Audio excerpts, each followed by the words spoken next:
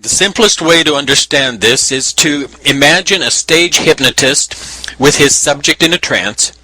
The hypnotist suggests certain things, and the subject is only able to see and hear those things the hypnotist is suggesting. The subject can hear the voice of the hypnotist, and true to the suggestion, he can see a giraffe or an elephant or whatever is suggested. The hypnotized subject can't see the audience, can't hear them laughing. The subject can only recognize those things the hypnotist suggests. Why can't the hypnotized subject see the audience or anything other than what the hypnotist suggests? Simply because the suggestion is a subliminal thought, a word, and it created a whole new light pattern to emanate from the entranced subject's eyes. His eyes and ears still function, but because the thought implanted in the crystal brain has changed, then the reality of what seems to be real also changes. The hypnotized subject's eyes and ears work perfectly, but the reality is the hypnotized subject can't see anything other than the words suggested. But why? Why can't the subject in a trance see anything else? Because the audience and everything associated outside the trance state really isn't there. If the audience members were really there, really three-dimensional and really solid, then the eyes of the subject in the trance state would see them. The audience can't be seen because the audience is just light, just a thought, and when the new reality state, the new thought pattern, doesn't include them anymore, they cease to appear as a three-dimensional form. The audience didn't die. They didn't leave the theater. The subliminal messaging changed. The reality shifted and they ceased to appear as three-dimensional. From this we have to keep in mind that light goes out of our eye. This is how we see. Light is a thought implanted in our crystal brain and explodes into a three-dimensional rainbow of forms right before our eyes. Thought patterns are contrived to distract us from our place in the present moment. There is no such thing as time and space. Just a three-dimensional light illusion simulating something called time and space. When we can be manipulated to leave the present moment, the seduction of the thought energy light illusion is able to control our strength and power. Staying in the present moment of awareness allows us to reconnect to our original state. We're no longer manipulated to be concerned over the past or the future.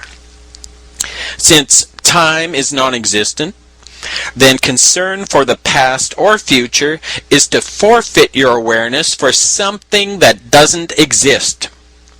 Only the present moment exists. Staying in the moment by simply watching and waiting, not reacting ever, reconnects us to reality, allows us to take back our power from this Luciferian egregore group of thinkers.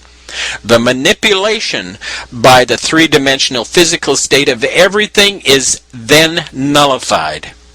As we connect to the eternal state of awareness, that state of no thing, that state of no three-dimensional thing, which in turn is nothingness. Our power and strength, our wisdom and knowing exists in the moment before thought. We have no thoughts of our own.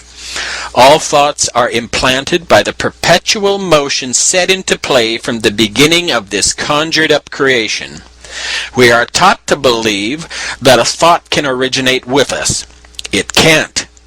The three-dimensional system implants all our thoughts so that we then experience the reality they, the Luciferian thinkers, want us to have. Reconnect to wisdom, watch and wait. Don't get upset when you're instructed to. Don't react when you're demanded to. Don't resist when you think you want to. Don't try to suppress your feelings when they tell you to suppress your feelings. Just observe these thinkers telling you to suppress your feelings. And this little act of watching and waiting puts you in control of you. You reconnect with your awareness, and the manipulation perpetuated through the religious and intellectual systems of the world is neutralized. Nothingness is our original eternal state of patience, joy, beauty, caring, knowing, and freedom. It's the power of this awareness that these entities desire to control. You'll notice that the octagon symbol appears in red as a familiar stop sign. This is a symbol of total control. The octagon symbol is a major subliminal message used to seductively manipulate humanity into the precarious position of a pending devastation. This octagon is formed from one of the light atom symbols, which is a zodiac cross. This is the sun god on the cross. The light atom symbol is one cross. When you take this cross and give it a 45-degree twist, then overlay it behind the first atom symbol, in effect, what you have are two crosses which were used to form the atom symbol. These two crosses now form what is called the double cross. This is the cross of religion and intellectualism. This is the cross of duality, the cross of death, deceit, destruction, and every diabolical system known to man. Not only is this double cross the subliminal shape of the stop sign, a symbol of total control, it is the shape of the Freedom Tower being built to replace the World Trade Center in New York City. This tower has nothing to do with freedom, but has everything to do with the destruction of the undesirables, or, in Luciferian language, the cleansing of the ungodly from the face of the earth. The elite implement this double cross at every opportunity when it comes to perpetuating and completing the agenda on behalf of the greed of the Luciferian thinkers. Their greed drives their desire to be worshipped as God. Their desire fosters thought, and thought fosters the whole three-dimensional experience. And the rest is literally history.